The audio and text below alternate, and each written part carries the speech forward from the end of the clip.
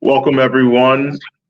I'm here with Dr. Leon Caldwell. My name is Randall Drain, and I'm an advisor to the Collective Investment Group. Um, so Leon and I had the opportunity to catch up yesterday, which was great. I got to hear about a lot of his projects, his history, his background, connection to the city. So maybe that's how we'll kick off. If Dr. Caldwell, if you could talk to us a little bit about your experience here in the city and how that's driven your passion as a developer. Sure. So I'm born and raised in West Philly on 56 and Drive. Went to Our Mother Sorrow's grade school, Penn Charter High School, Lehigh for 2 degrees, and Penn State for a doctorate in counseling psychology. So I've never, all my education's been in Pennsylvania. All my, I would say, born and raised in Philadelphia. So all my rearing was in Philadelphia until I left for college. And even then, I've always been, even though I've been out of the city for that long a time, I've always come back home. So, the saying is you can take a boy out of Philly, but you can't take the Philly out of a boy. So I'm kind of living that in that way. So I've had the fortune of, going around the country and doing things in parts of the globe, and now I'm back home. That's great. And Philly's better for it now that you're back. It's funny. So Dr. Caldwell and I have a little inside joke in that we are both from Interact schools, and if you're from the area, you know what that is. And he mentioned Penn Charter. I went to a less esteemed, low-rate Interact school.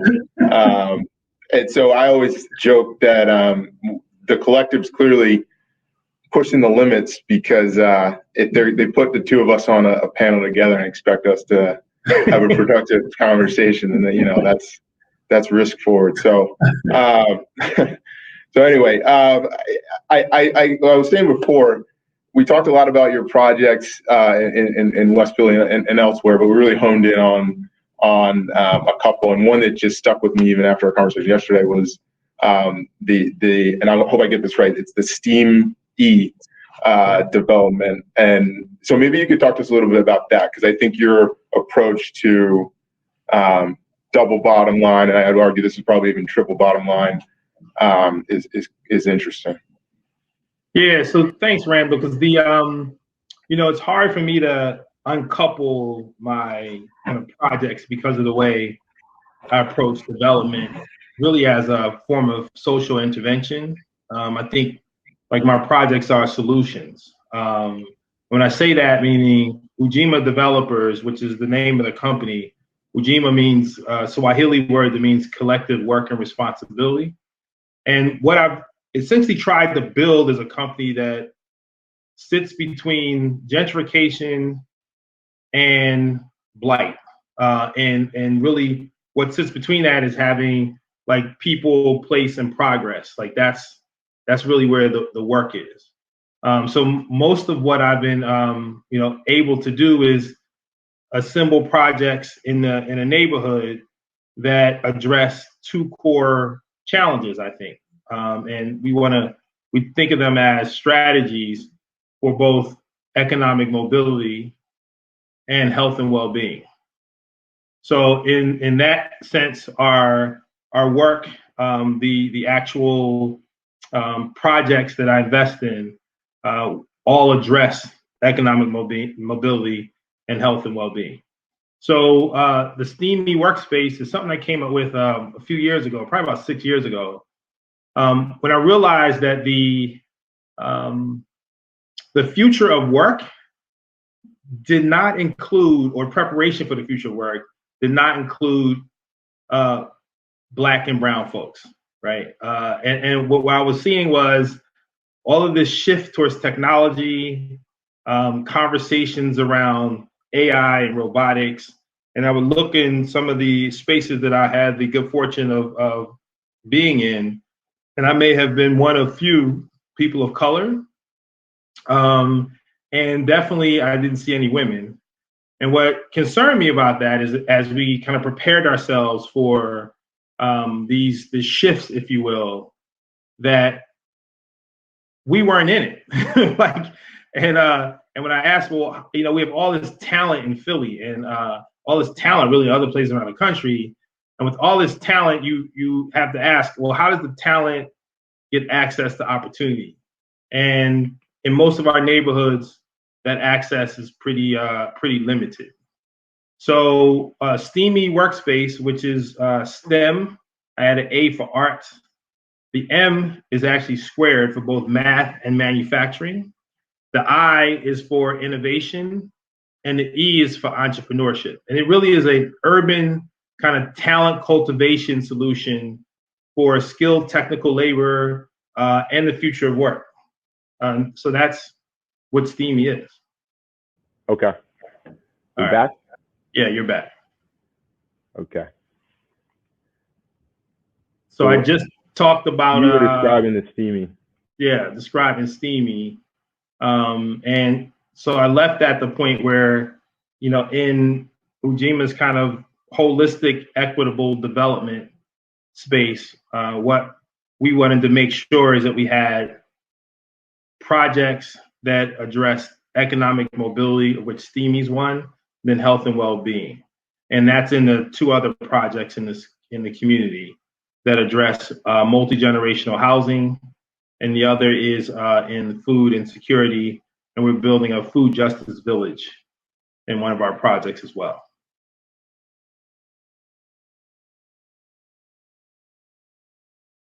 You're on mute again.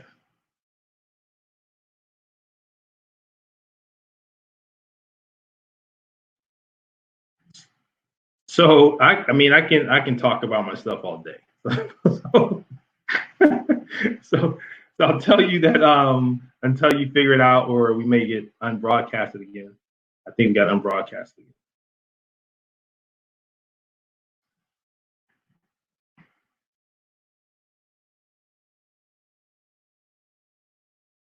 So the one piece that we've tried to do with STEAMY is build in like a corridor around making, because essentially STEAMY workspace is a maker space. And I believe that if you can't see it, you can't be it. So within this kind of community, if you will, there's places where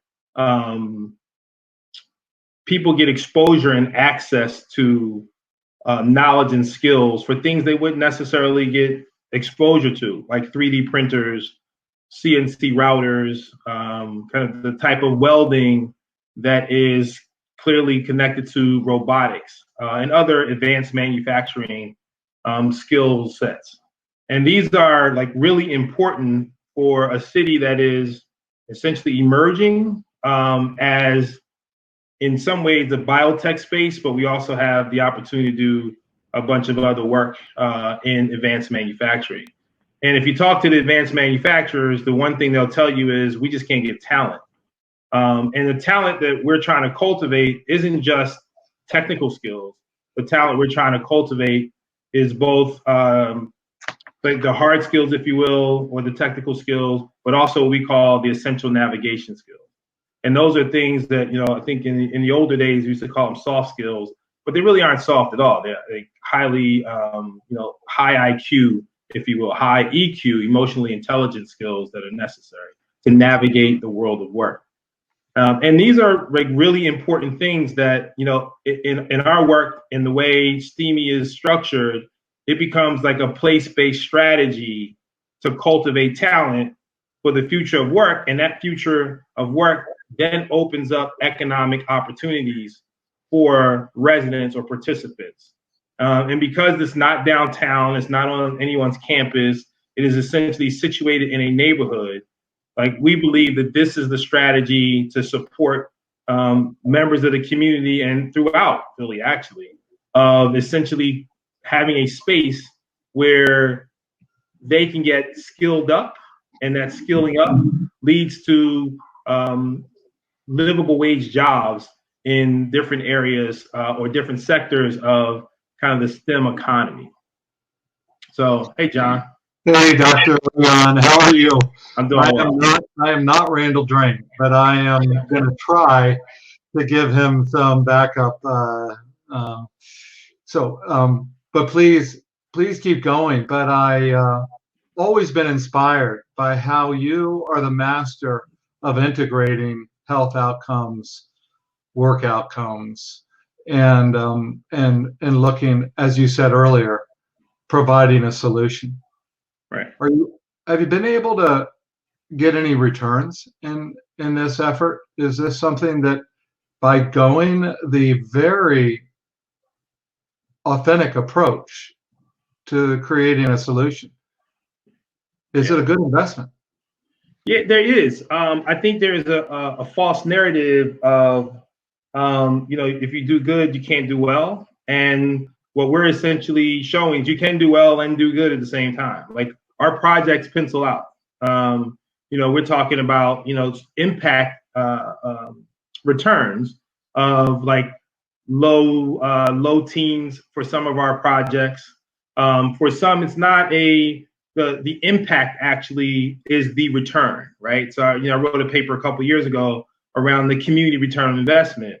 Well, while our project may be an 8% ROI or IRR, the ripple effect are the number of people who are now employed in meaningful jobs, right?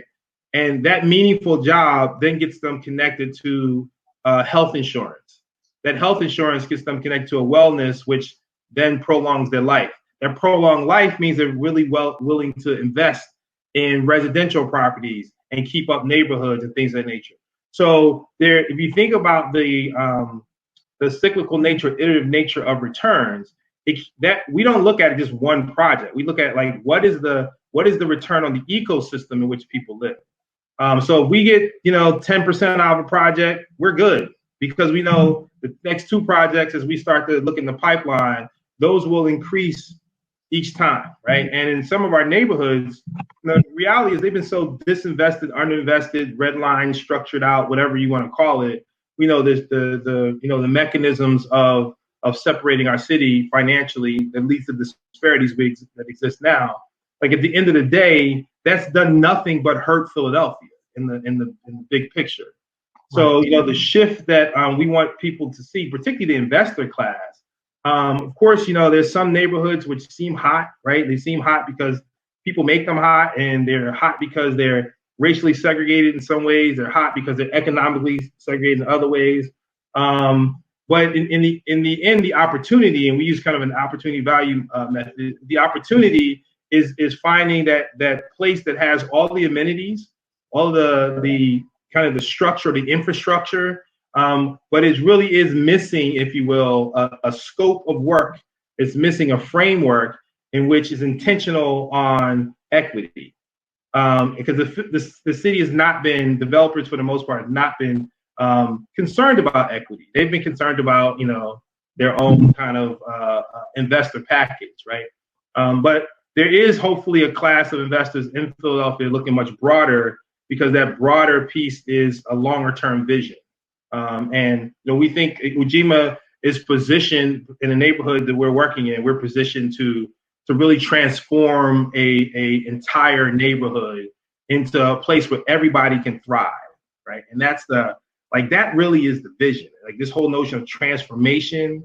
It's not just putting a building up. It's not just getting into affordable housing per se. It is what are those things around that not just create minimum wage jobs through fast food restaurants and things of that nature, but what are those things that we invest in that create opportunities for people to have high wage jobs that are beyond jobs but careers? Like what are those things we're investing in where people's health and food? I mean, we're working with Honeysuckle, Omar Tate's food concept, and we're building something in our neighborhood. And as we talk about this, you think about food actually should be medicine for our bodies, right?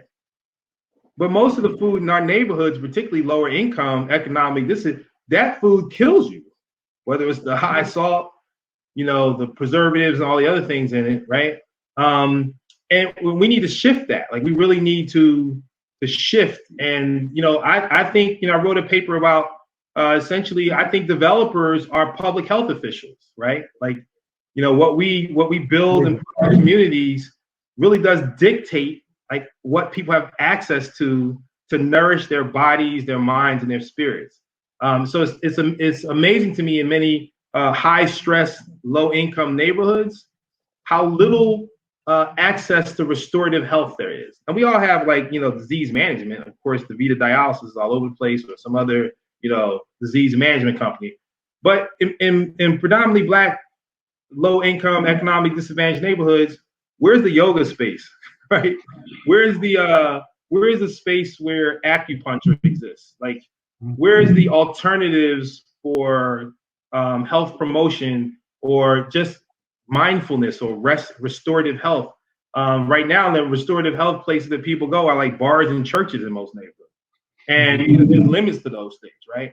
So we're just really interested in expanding the vision for our neighborhoods, people's access, and one of the things we talk about what people deserve, right? Like you deserve these things. So in our developments, we think people deserve access, proximity to opportunity, so then they can actually get into careers that are far more than just workforce development. But we're talking about careers that have long-term implications.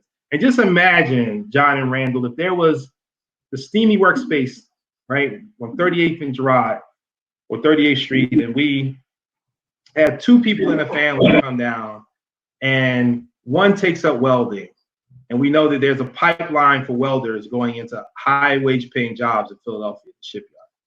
The other takes on, say, cybersecurity, and we know there's a whole market for talent in cybersecurity. So that's two people now probably in combined making $45,000, $50,000 a low wage job. Now individually they're making 65 plus. That household is $120,000, $140,000. That changes the game. It's not even about affordable housing anymore, right? It's really about I can afford whatever house I want. And that's the narrative we want people to leave with, like that piece of hope, that piece of they can see those things they want, and not just material things, but they can see those things that give them pleasure, that like soothe their spirits.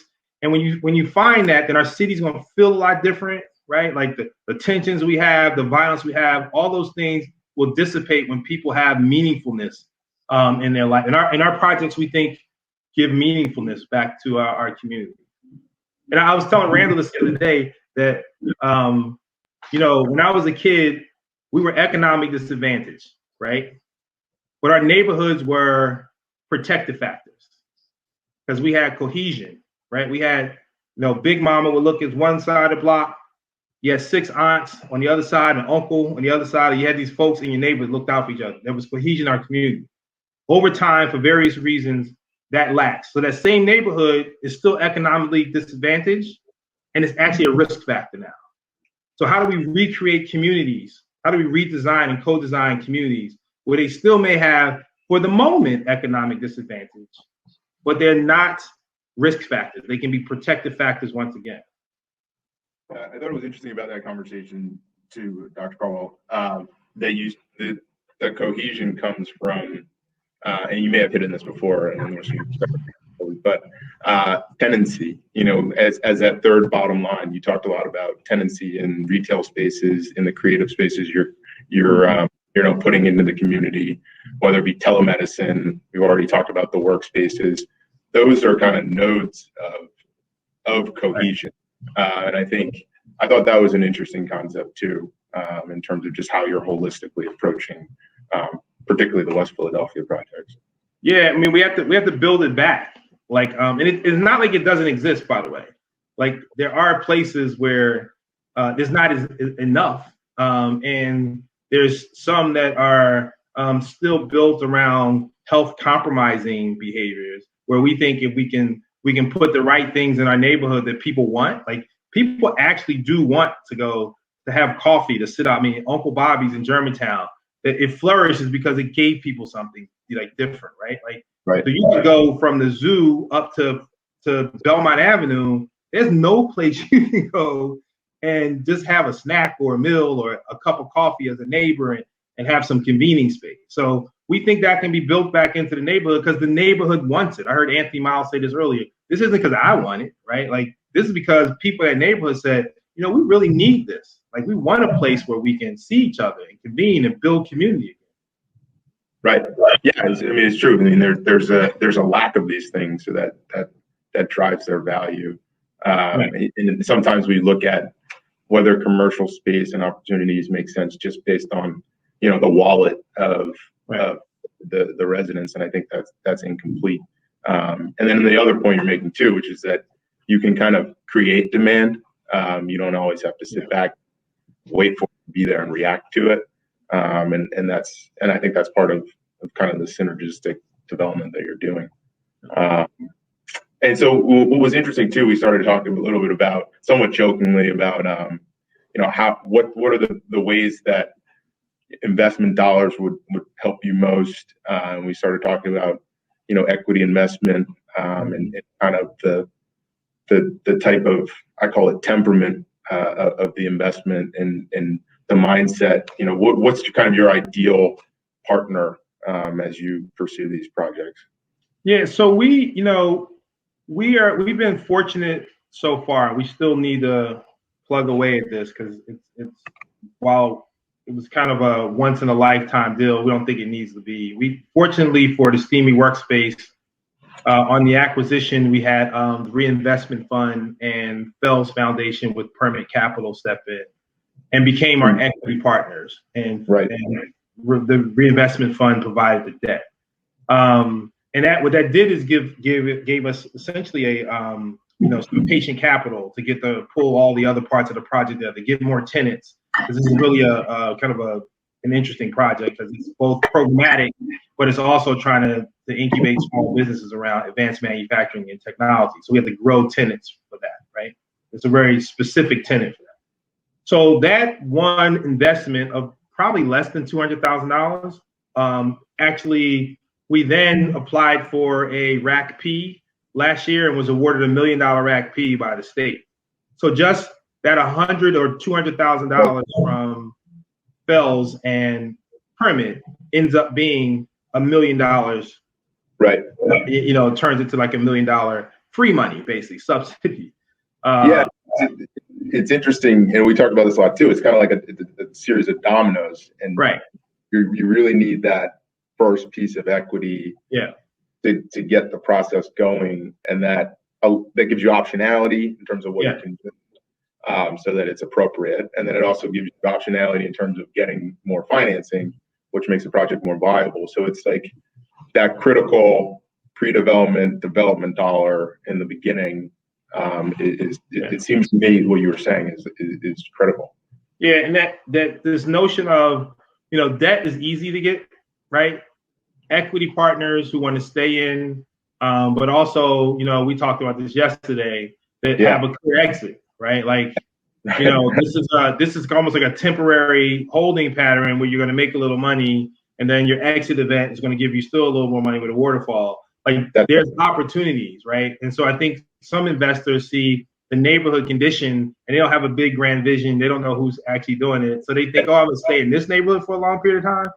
And no, we're not. That's not the request. The request is, you know, essentially invest and, you know, access to capital, particularly for one, you know, small developers, but two, developers who are not first generation, don't have the networks. You know, the collective has been a great network for us.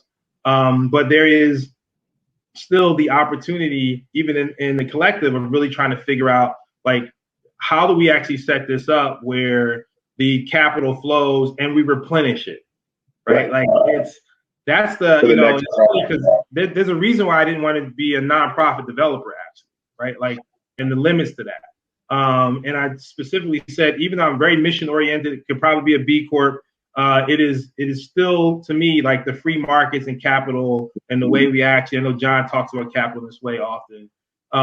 There is really opportunities to do well and do good. And we don't always see it that way because there's very few models of it, and people who are doing it don't talk about it much, right? It becomes quote unquote philanthropy. And even the philanthropists now are doing things differently with their endowments and how they use it to invest.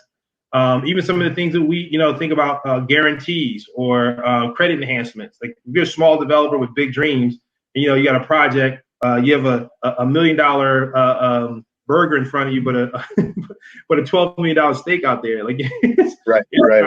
It's a challenge. Well, it comes with the open conversation about needs, because it's funny. There's capital out there that, as you were alluding to, has that exact desire to kind of come in and get out. And so, and I almost think of it sometimes it's like a good party guest, right? They're there long enough, but when it's time to go, but they're also headed out the door. So I think we're trying to, by listening to you and understanding these projects better, create financing solutions that meet those needs, both from a timing standpoint, but then also on the back end, realizing that from a monetization standpoint, there may just be different interests, and that's fine. It's just about having that open dialogue, learning the projects, learning your organization, and then kind of going from there.